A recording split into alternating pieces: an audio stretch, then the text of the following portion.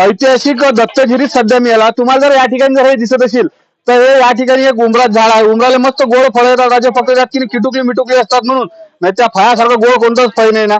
तर याला दत्तगिरी काऊन म्हणतात याच्या पाठीमागचं कारण असं आहे की या ठिकाणी जर तुम्ही पाहत असाल एक शुद्ध पाण्याचा झरा आहे.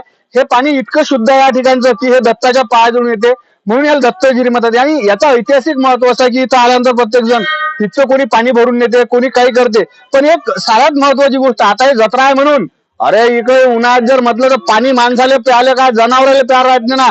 तर या ठिकाणी जे आहे ना तर जे वाघ बिबटे किंवा एक जंगली जनावर जे आहेत हे सारे या ठिकाणी पाणी प्यायला येतात. म्हणजे उन्हाळा असो पावसाळ्यात तर तसंही पाणी राहायचं सारेलच माहित आहे त्यात काय. पण उन्हाळ्यात बी या ठिकाणचं पाणी आटत नाही. या ठिकाणचं पाणी इतकं शुद्ध आहे, एकदम गोड असं पाणी आहे. तुम्ही जर समजा दत्तगिरीला जर आले तर या ठिकाणच्या थोड्याशा पाण्याचा आस्वाद घ्या, कारण हे औषधी असणारं पाणी या ठिकाणचं ऐतिहासिक महत्व सांगत असते.